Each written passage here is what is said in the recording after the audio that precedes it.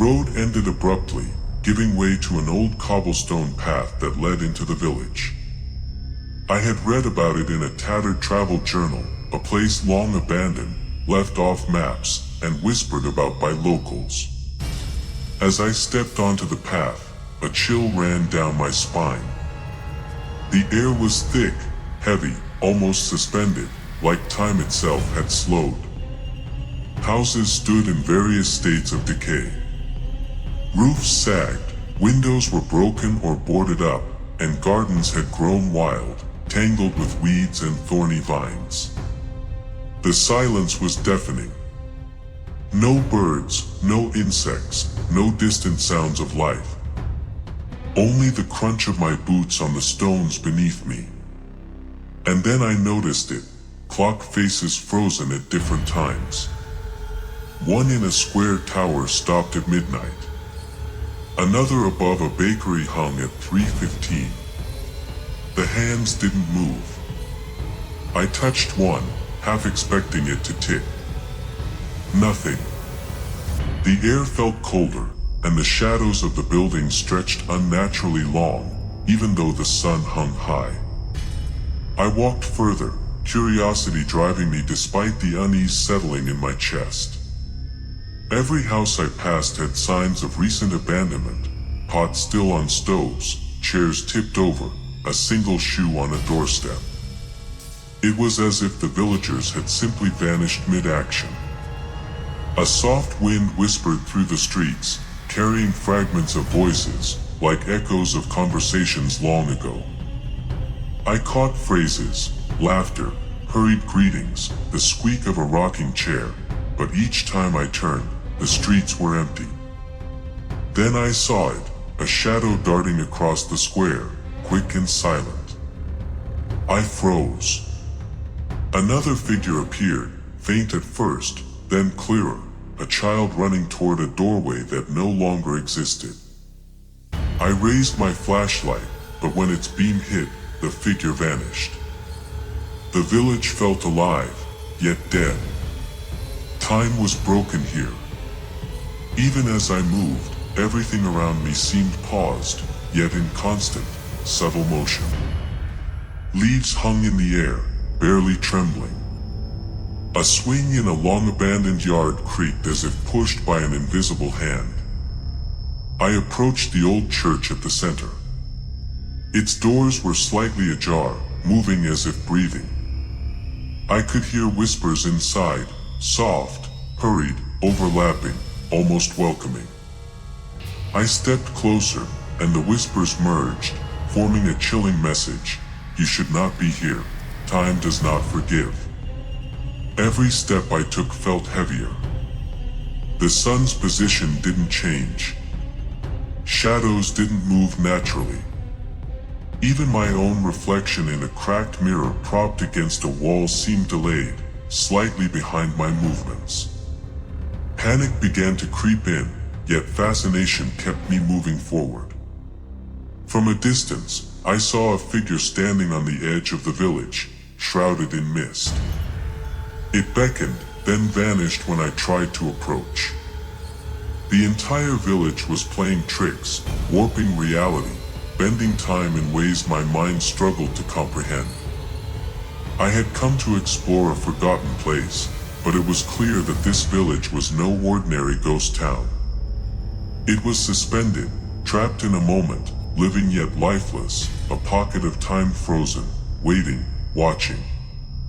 And as I moved deeper into the square, I realized the whispers weren't just in the air, they were in my mind, coaxing, warning, urging me to leave, before I became trapped too. I moved deeper into the village, every step feeling heavier than the last. The streets were perfectly still, yet every corner held subtle movements that my mind couldn't immediately process. A curtain fluttered in a window despite the absence of wind. Leaves trembled as if pushed by invisible fingers.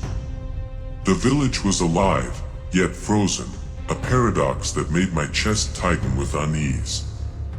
The clock tower loomed ahead, its face still frozen at midnight. I approached cautiously, and for a brief moment, I thought I saw a shadow slipping behind the hands of the clock, moving in a way that defied physics. I blinked, and it vanished. Yet the feeling of being watched didn't. A low whisper echoed through the streets, soft and persistent. "You don't belong here." I froze, scanning the square. Figures emerged, vague silhouettes, blurred and shifting, almost human but impossibly distorted. One reached toward me, its hand elongated, fingers curling unnaturally. I stumbled back, heart racing, but the figure didn't approach further. It hovered, as if testing my courage. I turned down a narrow alley, the cobblestone slick with a thin layer of frost that hadn't been there before. Shadows darted across the walls, forming shapes I couldn't identify. A child's laughter rang out, high-pitched and eerie, echoing off the buildings. I called out, my voice swallowed by the unnatural stillness. No answer, only whispers, now overlapping into a chorus of distorted voices. The bakery came into view. Its door hung open, a faint light flickering inside despite the lack of power. I stepped closer. Broken chairs lay across the floor. Flour dusted the countertops, frozen mid-air, as if an unseen baker had stopped mid-motion. Then I saw it, a figure bent over the counter, long hair covering its face. It didn't move, yet I felt its gaze pinning me in place. Suddenly, the air shifted. Time felt heavier, slower. My movements lagged slightly, as if I was wading through invisible syrup. The whispers became urgent, overlapping, warning me to leave. Turn back. You cannot stay. I shook my head, trying to clear the fog in my mind, but the village seemed to bend reality around me. I ran toward the church again, hoping for some sense of direction. The doors were now fully open, revealing the interior frozen in a moment of chaos. Pews overturned, hymn books open mid-page, and a faint candle burned with a flame that didn't flicker naturally. Figures appeared among the pews, some praying, some kneeling, some staring blankly. Their faces were featureless, black voids where eyes should be. As I stepped inside, the floorboards creaked under my weight, though the rest of the building remained unnaturally still. The shadows moved with purpose now, circling, drifting closer, whispering my name. The clock in the tower below the church didn't move, yet I could hear faint ticking, mocking me, reminding me that time here was broken. I tried to leave, running back into the village square, but the streets had shifted. Alleys led to the same spot repeatedly, as if the village itself was rearranging itself to trap me. Every path I took led me back to the center, back to the church, back to the whispers. From a distance, I saw movement, figures forming a circle around the square, frozen yet somehow alive. I could feel their presence pressing down, guiding me, herding me toward the center. Panic surged. I ran blindly, trying doors, alleys, anything to escape, but the village resisted, bending reality, warping space. The sun didn't move. Shadows didn't change. Even my own reflection in a shattered mirror seemed delayed, trailing my movements by a fraction of a second.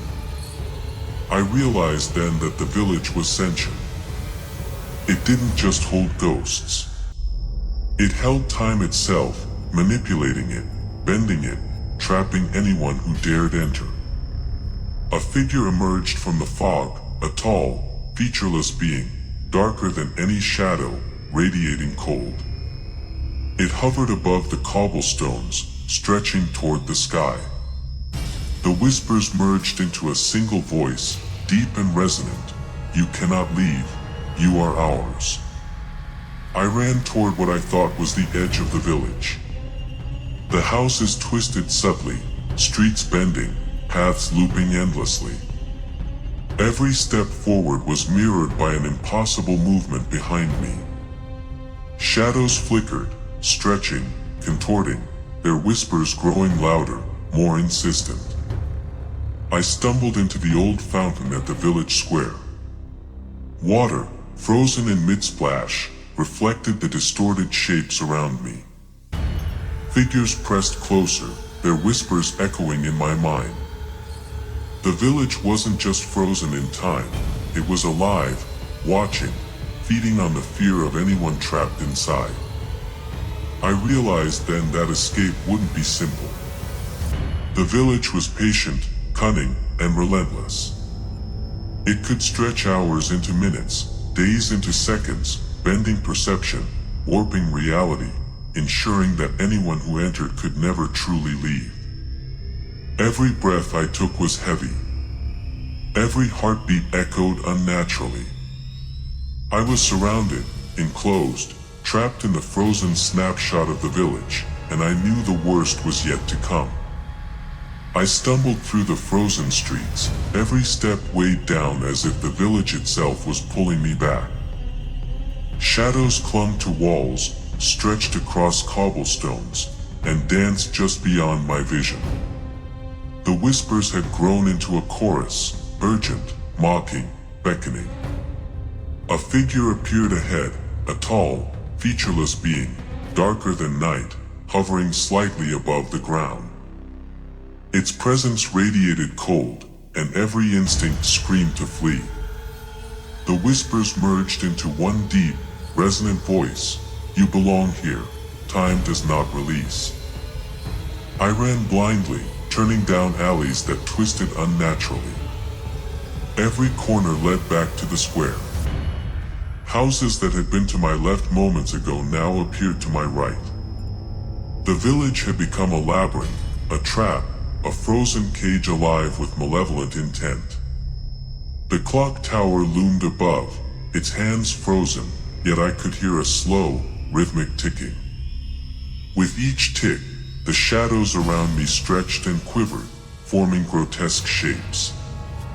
Figures appeared in doorways, in windows, in the fog, some children, some adults, some unrecognizable. All faceless, all watching, all whispering my name. A sudden gust of wind pushed me toward the center of the square. The fountain's frozen water glimmered, reflecting hundreds of distorted shadows. One by one, figures drifted from the mist, circling me, their whispers merging into a single command: stay, forever, join us. I bolted toward what I thought was the edge of the village. The path stretched impossibly long, the ground beneath me shaking and groaning. Shapes formed in the fog, mimicking my movements, trailing me, blocking escape routes. Panic surged through my veins, but adrenaline carried me forward. I reached the outer boundary of the village, or what I believed was the boundary. The fog began to lift slightly, revealing the forest beyond. My heart leapt. Freedom. But a final figure emerged at the edge, a tall shadow, featureless, stretching toward me, impossibly large. Its whispers echoed in my mind, you cannot leave, not now, not ever. I ran faster, lunging across the invisible threshold. The village shuddered, the whispers rising to a deafening crescendo. Behind me, I could feel the weight of time itself pressing down, the frozen hands of the clocks threatening to pull me back. Then, suddenly, the world snapped back. The cobblestones ended. The fog receded. Shadows vanished. Silence. Only the forest remained, moonlight spilling through the trees. My chest heaved, my legs shook, and the cold realization hit me. I had escaped, but the village's presence lingered, a shadow in my mind. Even days later, the whispers returned in quiet moments, soft and persistent, You belong to us. Time does not forget.